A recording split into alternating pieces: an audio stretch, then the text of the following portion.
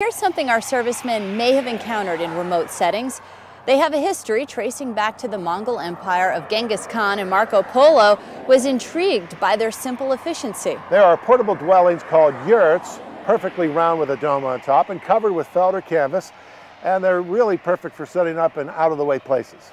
White Mountain Yurts in East Wakefield says they can help you break free from the grid and escape to your own circle of peace and quiet. Join them for a traditional yurt raising, like a barn raising, but for yurts.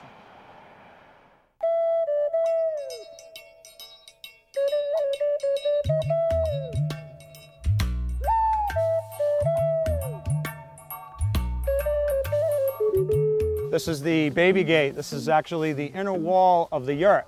And what we're going to do is we're going to stretch it out, and it's going to meet the door on the other side. We are putting up a yurt, which is something I've wanted to do for about 16 years. I first came across yurts out west, and a couple of nights we stayed in yurts, and I thought that was fantastic. Yurts originated in Central Asia. They're thousands of years old, and the nomads would use them to move, actually called gurs or yurters, and they would move with the climate. The old yurts used to be covered with like felts or animal skins, and we use more modern materials like vinyl. I think it was in the 60s, 1960, there was a person by the name of Chuck Cox, and he's actually lives in Lee, New Hampshire. And he designed the fabric yurt, the American yurt, and that's what we build. Yurts fit many applications. Just recently we did one as a karate studio. We did a 30-footer. If you own land and you just can't afford to put that big structure on there, a yurt is a temporary solution. Campgrounds out west, it's becoming real popular. They're putting them in their state parks. Actually, New Hampshire just put, I believe, 4 in their state parks. Another application is the backyard, guest house, just like Quentin's doing here today. Well, this is going to be an everything structure. It's going to be a playhouse for kids. It's going to be a guest house, studio, exercise room. I mean, a little bit of everything. The construction of the yurt, we have a shop in East Wakefield, New Hampshire, and that's where all the components of the yurt are put together. And then typically the customer hires us to come and put it all together and assemble it. So what we do is we start with a platform, and most of the time the customer will build their platform or they have somebody that will build it for them. The first thing that we do is we install the big baby gate. It's a big lattice wall that expands out, and then it hooks into a door and a door frame. We make the door connection here. There'll be a carriage bolt that goes through here, through the lattice, into a backer board. And then from there, what we do is we run a cable that runs the whole circumference of the top of the lattice. And then from there, there's rafters. On Quentin's yurt, there'll be 36 rafters that run from the cable, and they meet up to a center ring.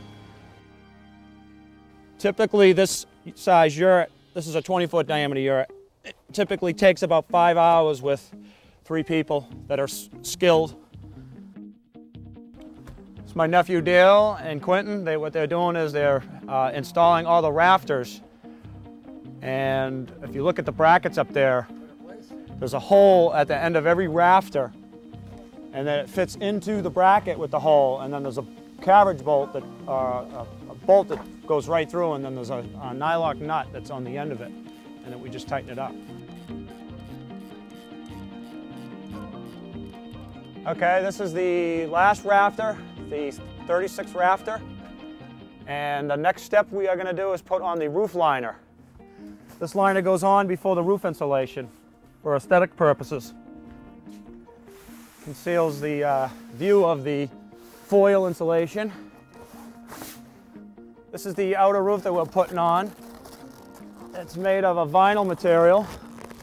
It's actually, it is a roofing membrane.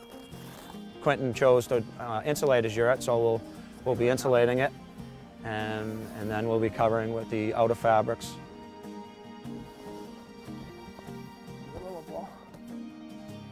And then the dome is one of the last things that goes on. It's an acrylic dome, and we use it for, it's obviously light and for ventilation. That's it, Dale. Lift up the back end. I got it. Yurts are very energy efficient. The round structure apparently makes them about 10 or 12% more efficient to heat than a square structure, where heat is lost to the corners. I'm going to be heating mine with a wood stove eventually, which is fairly traditional. There are other ways to do it, but it's very efficient for such such space. You could put electrical in them, you can put plumbing in them, you know, just like a regular house. What I recommend for anybody that's interested in the yurt idea, we have one of our model yurts up in Stratford, New Hampshire on the Green Alpaca Farm. And it's available. You can just go look at it, you can spend the day, pack a picnic, bring the family, or you can even spend the night. It's available for rent. It's available year-round to go and experience it. What it is, it's the circular structure. It's very calming and it's hard to explain. You'd find yourself being very relaxed inside of it, for sure. And just the whole structure, the simplicity of it, the materials that are used. There's not a lot of materials that are used to make a yurt. Light footprint, portable, just a real neat structure. What do you think, Quentin? I am very pleased. I am totally excited, and I can't wait to spend my first night in it. You're going to spend tonight in it? Absolutely. Good, me, good. Me and my daughter. See if my wife wants to. Good, good.